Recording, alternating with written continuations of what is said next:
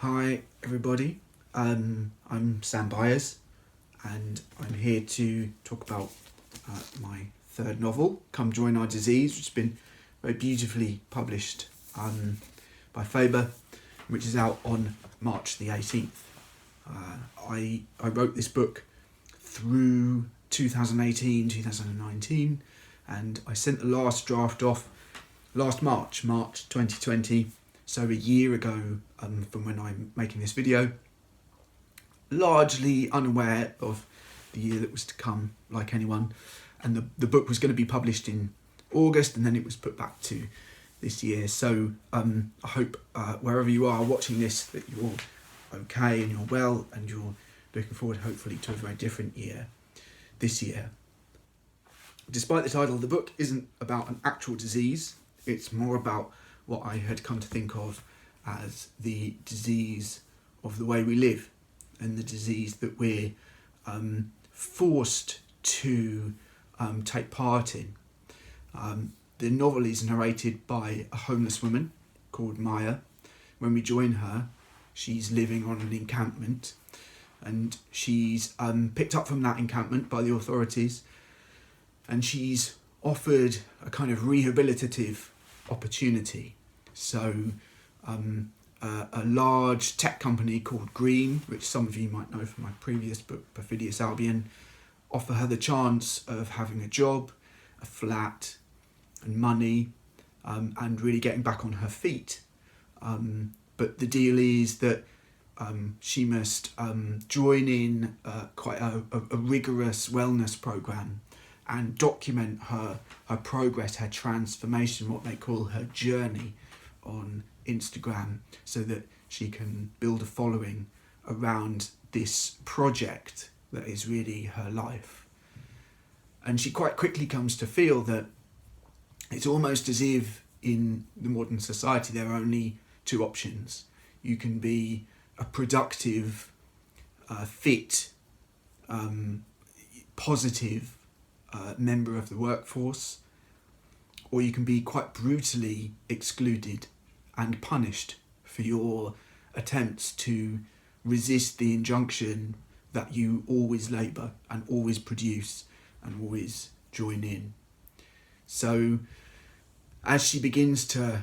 take part in this regimen of wellness and work and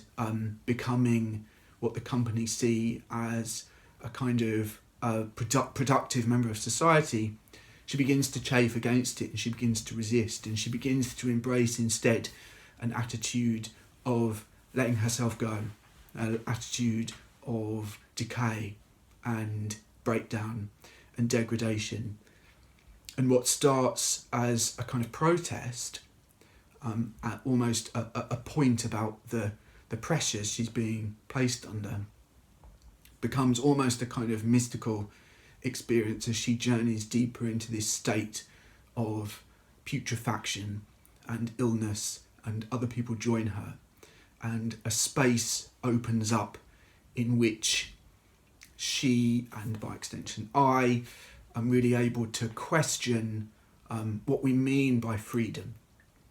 We all want to be free, we all feel like we'd like to be more free, but I think there's a real question about how free we would like to be and how free we can tolerate other people being, and how abrasive other people's freedom can sometimes be for us to be around. And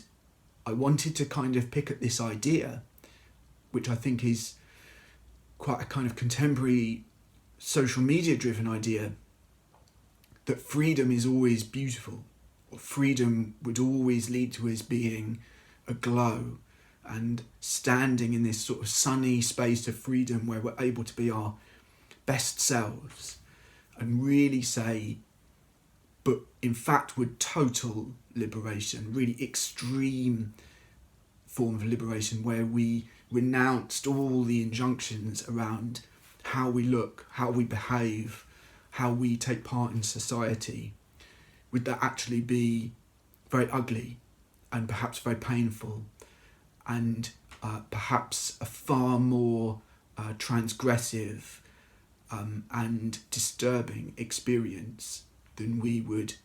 perhaps like to countenance, leading to the question, how much freedom is too much freedom?